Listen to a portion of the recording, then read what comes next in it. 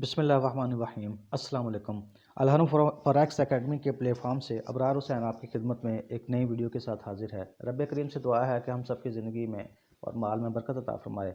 Basic course video number 8 part 2। आज हमारी video का टॉपिक है व्हाट इज़ स्वैप। स्वैप के मतलब पार्ट फर्स्ट में हमने थोड़ा बहुत जाना था। इस वीडियो में हम फॉरेक्स ट्रेडिंग में स्वैप को डिटेल में डिस्कस करेंगे कि उसका क्या किरदार है। उससे पहले स्वैप की टाइप्स के मतलब मैं आपको बता दूं कि ये कमो बेश 25 के करीब स्वैप की टाइप्स हैं, माइक्रो और मैक्रो इकोनॉमिक्स दोनों को मिला के। तो मैंने सिंपल 12 टाइप्स को चूज़ किया है जो आपके सामने आपको स्क्रीन पे नज़र आ रही हैं। तो इसमें जो अहम है फ़िलहाल हम उन्हें उन दो को डिस्कस करेंगे, इंटरेस्ट रेट स्वैप IRS और करेंसी स्वैप। तो वीडियो को स्टार्ट करने से पहले एक एग्जांपल से थोड़ा सा कंसेप्ट समझ लेते हैं कि ये होता कैसे है, काम किस तरह तरीके से करता है और ये क्या है। तो यहाँ पे आप देख सकते हैं कि एक शख्स 1000 पाउंड 6% पर एनम के हिसाब से एक्सचेंज कर रहा है किसी दूसरे शख्स से 1 lakh Japanese yen 2% per annum के हिसाब से, यानी 1000 पाउंड देकर 1 लाख जापानीज येन वो ले रहा है। अब जो शख्स 1000 पाउंड दे रहा है वो 6% के हिसाब से दे रहा है सालाना के हिसाब से, और जो जापानीज येन दे रहा है वो 2% के हिसाब से दे रहा है। तो इस कैलकुलेशन में हम देखते हैं कि इसमें जो शख्स 1000 पाउंड दे रहा है तो वो एनुअली सालाना 4% का लॉस उठा रहा है। तो इस लॉस में वो 40 पाउंड सालाना 4.2 पाउंड पर वीक और 0.6 पेंस पर डे के हिसाब से लॉस बियर कर रहा है। इस अमाउंट को मज़ीद अच्छे तरीके से इसके फ़र्क को समझने के लिए इसी एग्जांपल को सेकंड सिनेरियो में हम कांस्टेंट वैल्यूज़ के साथ परसेंटेज के साथ सिर्फ कैपिटल को बढ़ा देते हैं। तो 1000 के बजाय 1 लाख पाउंड कर देते हैं और 1 लाख जापानीज येन की बजाय हम 1 करोड़ जापानीज येन कर देते हैं।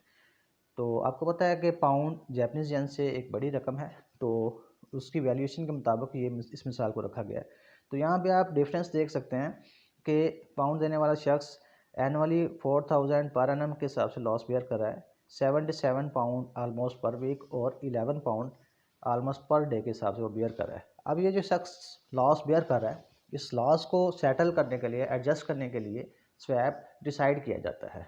तो स्वैप डिसाइड करने का मतलब ये है कि वो अपनी पोजीशन को हेज कर रहा है, खुद को एक महफूज सरमायाकारी में लेके जा रहा है। यहाँ पे एक और आपको बात बताता चलूँ कि जापानीज़ करेंसी दुनिया की बड़ी करेंसीज़ में से वाहिद करेंसी है जो कम से कम इंटरेस्ट रेट पर भी डेट दे देते हैं, यानी 1% या इससे कम पर भी लोन दे देते हैं। तो इससे पहले कि स्वैप की डिटेल में हम वीडियो स्टार्ट करें, ये बात मैं बताना ज़रूरी समझता हूँ कि दुनिया के तमाम मज़ाहिब में सूद हराम है और किसी भी लिहाज से ये ठीक नहीं है, इससे बचना चाहिए। तो इसका ये मतलब नहीं है कि, और फॉरेक्स ट्रेडिंग में तो इसका बहुत अहम किरदार है। और अगर आप इससे बचना चाहते हैं तो सिंपल आप जिस अथॉरिटी के साथ भी ट्रेडिंग कर रहे हैं, मिसाल के तौर पर किसी ब्रोकर से कर रहे हैं, तो आप उसे डिमांड करेंगे कि मुझे स्वैप फ्री अकाउंट दे, तो आपको स्वैप फ्री अकाउंट मिल जाएगा। यानी कि आप इस झंझट से बिल्कुल ही आज़ाद हो जाएंगे, ना आप स्वैप दें और ना लें, आप सिंपल तरीके से अपनी ट्रेडिंग करें। तो इसकी डेफिनेशन है, इसकी थोड़ी सी एक डेफिनेशन है। यहाँ पे मैंने दो टाइप्स को उठाया है, उसकी वजह से थोड़ी सी कन्फ्यूजन है और दोनों मिलती जुलती हैं। तो इंटरेस्ट रेट स्वैप जो है IRS, ये फ़रीक़ैन के माबैन वो मशरूत मुआहदा है जिसमें सूद की इकसात तयशुदा मखसूस अरसे के लिए अदा की जाती हैं। और दूसरी जो टाइप है करेंसी स्वैप है, करेंसी स्वैप मुआहदे में सूद की शरह या तयशुदा रेट पर करेंसियों का तबादला किया जाता है जिसमें मुआहदे की तजदीद होती रहती है। तो इसका करेंसी स्वैप और क्रॉस करेंसी स्वैप में बहुत फ़र्क है, इसका डिफ्रेंशिएशन समझ लेते हैं ज़रा। तो बेसिकली जो IRS है, इंटरेस्ट रेट स्वैप है, ये फॉरेक्स ट्रेडिंग से मैटर करता है और करेंसी स्वैप का भी उसके साथ ताल्लुक़ है माक्रो लेवल पे। तो बेसिकली जो फॉरेक्स ट्रेडिंग में जो उसके फॉरेक्स के साथ जो छोटे ट्रेडर्स वाबस्ता हैं वो IRS को अच्छे तरीके से समझ लें और करेंसी स्वैप का कंसेप्ट भी उन्हें होना चाहिए ताकि उन्हें पता हो कि ये किस तरीके से काम करता है। करेंसी स्वैप और क्रॉस करेंसी स्वैप में बहुत फ़र्क है। क्रॉस करेंसी स्वैप ऐसा, यानी कि IRS ऐसा स्वैप है जिसमें फ्रीकैन इंटरेस्ट और प्रिंसिपल दोनों का मशरूत तबादला करते हैं, जो कि मुतफरिक मुख्तलिफ करेंसियों के माबैन होता है। मोस्टली इसमें कैपिटल का प्रिंसिपल का तबादला नहीं होता, अगर हो भी तो बाद में होता है। ये मैंने बताया कि ये कंडीशनल है। तो आमतौर पर जो फॉरेक्स ट्रेडिंग करने वाला बंदा है उसको कैपिटल में उसका एक्सचेंज नहीं होता, वो सिर्फ स्वैप का एक्सचेंज करता है। तो जबकि करेंसी स्वैप का इस्तेमाल ऐसे मालियाती इदारों में होता है जो इंटरनेशनल मालियाती अदायगियाँ करते हैं, जिसमें इंपोर्टर्स, एक्सपोर्टर्स, इन्वेस्टर्स शामिल होते हैं, जिसका मकसद महफूज सरमायाकारी होता है और मार्केट में कीमतों के उतार चढ़ाव से ख़तरे से महफूज मुनाफा कमाना होता है। करेंसी स्वैप ऐसा मुआहदा होता है जिसमें फ्रीकैन एक तयशुदा रेट पर करेंसियों का तबादला करते हैं। इस मुआहदे में फ्रीकैन को तजदीद मुआहदा के लिए पाबंद किया जा सकता है, यानी करेंसी स्वैप का करेंसी एक्सचेंज में मुआहदे का पाबंद किया जा सकता है, जबकि इंटरेस्ट रेट स्वैप में उसको फ्रीकैन को पाबंद उसमें भी किया जा सकता है, लेकिन मोस्टली वो सूटेबल नहीं होता। यानी जिस तरह का आपका काम है उस तरह की आपकी ट्रांजैक्शन होगी, उस तरह के आपके मुआहदात होंगे। ज़्यादातर लोग करेंसी और क्रॉस करेंसी स्वैप में मुगालते का शिकार हो जाते हैं। इन दोनों में बहुत फ़र्क है। क्रॉस करेंसी स्वैप यानी IRS में फ्रीकैन स्वैप और असल रकम जिस पर स्वैप चार्ज होता है का तबादला करते हैं। असल रकम से मुराद है ये है कि मोस्टली केसेस में वो नहीं करते, और अगर इन केस वो डिसाइड करें भी तो वो on the completion on the maturity date, contract की मैच्योरिटी डेट पे कंप्लीशन पे तबादला होता है और बड़े पैमाने पे होता है।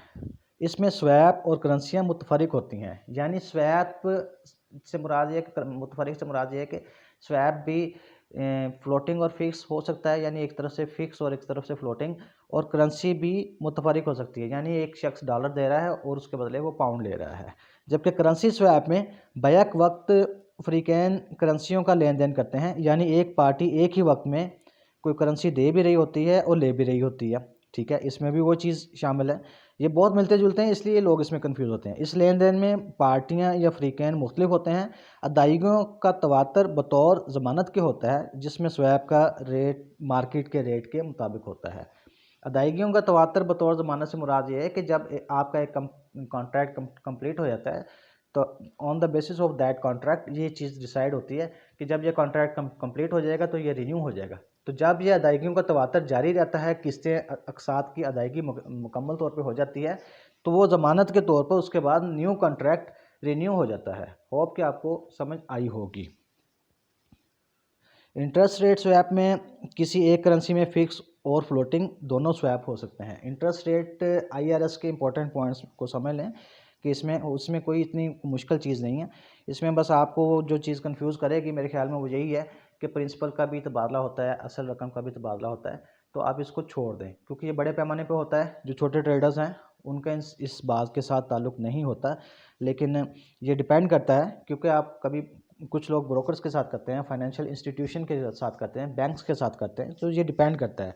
तो मैं आपको ओवरऑल सारी कंडीशन बता रहा हूँ, सारी चीज़ समझा रहा हूँ।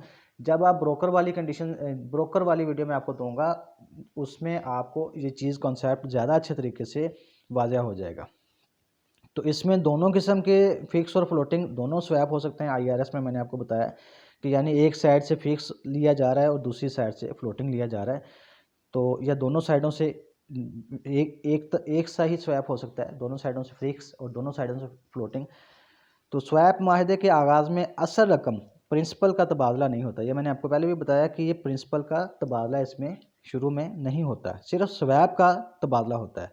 अच्छा, आप ये देखें यहाँ पे, अगर स्वैप का तबादला होता है तो इसमें ऑब्वियसली अंडरस्टूड सी बात है कि दो चीज़ें मज़ीद होंगी। एक उसकी स्वैप की परसेंटेज होगी और एक मैच्योरिटी डेट होगी जब उस माहिदे ने कंप्लीट होना है।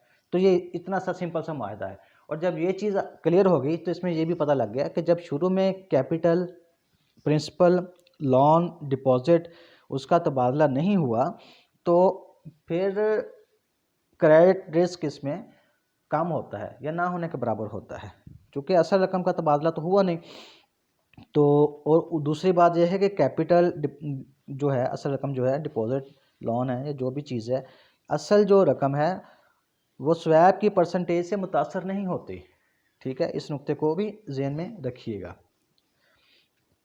और जबकि करेंसी स्वैप उसके करैक्टरिस्टिक्स को समझते हैं कि ये एक ऐसा स्वैप का ये ऐसा मुआहदा होता है जिसमें एक फ़रीक किसी एक करेंसी में जबकि दूसरा किसी दूसरी करेंसी में अदायगी करता है। इसमें अमूमन करेंसियों का तबादला मुआहदे के वक्त या मुआहदे की तकमील के वक्त किया जाता है, यानी ये कंडीशनल होता है। ये मैंने आपको बताया कि ये बड़े पैमाने पर होता है और फॉरेक्स ट्रेडिंग के साथ भी इसका लिंक होता है। फॉरेक्स ट्रेडिंग में भी इसका बड़ा गहरा अमल दखल है।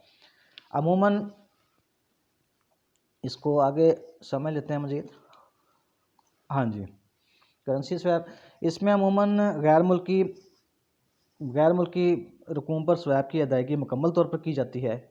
फ़ॉरेन रेमिटेंस इंटरनेशनल पेमेंट्स जो होती हैं, दोनों करेंसियों पर रकूम की अदायगी फ़िक्स या फ़्लोटिंग दोनों तरह की हो सकती हैं।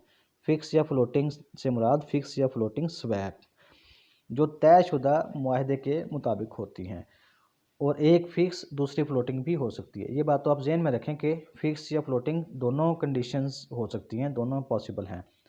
इसमें असल रकम और स्वैप की मुकम्मल अदायगी के पेश नज़र क्रेडिट रिस्क बहुत ज़्यादा होता है, which is vice versa of IRS। यानी इसमें जब असल रकम की अदायगी पहले से हो जाती है या on the completion of contract होती है तो उसमें क्रेडिट रिस्क बढ़ जाता है, जो डेट रिस्क होता है वो बढ़ जाता है।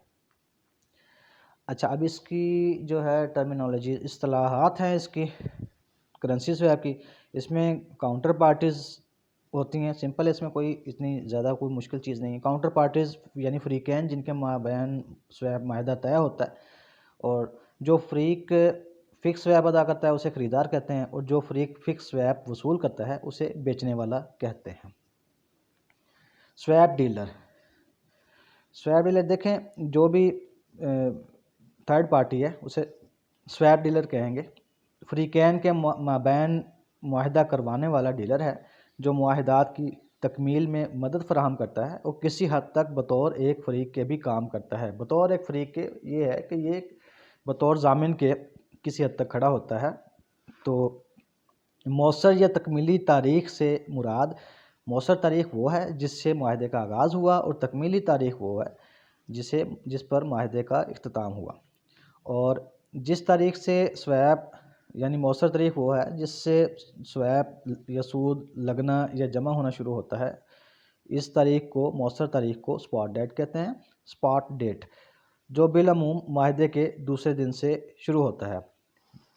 मीन्स के मैंने आपको पिछली वीडियो में जैसे बताया था कि इंट्राडे को ओवरलैप करने पर जो मतलब नेक्स्ट डे कॉन्ट्रैक्ट के मुताबिक, कॉन्ट्रैक्ट जो होता है, जैसे आप ब्रोकर है, आप उसके साथ ट्रेडिंग कर रहे हैं, तो वो ब्रोकर में इंट्राडे से जब आप ओवरलैप करते हैं, अगर आपका अकाउंट स्वैप फ्री नहीं है तो आपको स्वैप चार्ज होना स्टार्ट हो जाता है। ठीक है, इसमें फ़िलहाल इतनी ही डिटेल काफ़ी है, आप फिर कंफ्यूज हो गए। अच्छा, इसमें कॉर्पोरेट मैंने आपका जिक्र किया था, कॉर्पोरेट स्टार्ट डेट, एक कॉर्पोरेट स्टार्ट डेट होती है जिसमें स्वैप दूसरे दिन के बजाय 7वें दिन लगता है। तो ये एक अहम चीज़ है, इसको ज़हन में रखिएगा, कभी आपको इससे वास्ता पड़ सकता है। ज़्यादा मैं उसकी तफसील में नहीं जाता, बस मैंने आपको सिर्फ इसका इंट्रोडक्शन देना था। तो इसमें टर्मिनेशन मैच्योरिटी माहदे के मुकम्मल होने की तारीख़ है, यानी स्वैप का जो माहदा है, अब ये इस वक्त तक हमने जितनी भी गुफ्तगू की है स्वैप के मतलब, तो इसमें जो टर्मिनेशन और मैच्योरिटी डेट है वो स्वैप के तकमील की और मुकम्मल होने की माहदे की डेट है, और इस मुकम्मल अमल के दौरानिए को स्वैप टेन्योर कहते हैं। यानी स्वैप का जो ये एक माहदा जब कंप्लीट होगा तो इसे स्वैप टेन्योर कहते हैं। एक और किस्म भी है स्वैप की, वो फिक्स स्वैप की टाइप ही है लेकिन वो एक कंडीशनल होता है, उसे कूपन स्वैप कहते हैं। ठीक है, कूपन स्वैप से मुराद भी एक किस्म का फिक्स स्वैप ही होता है, तो ये तब्दील नहीं होता, और इसे स्वैप प्राइस, स्वैप रेट या स्वैप स्ट्राइक भी कहते हैं। दोस्तों, उम्मीद है कि आपको वीडियो पसंद आई होगी। अगर आपका किसी भी किस्म का सवाल हो, इंक्वायरी हो, कोई क्वेश्चन हो, कमेंट सेक्शन आपके लिए खुला है। अल्लाह करीम हम सबका हामी नासिर हो। इजाज़त दूँ। अल्लाह हाफ़िज़।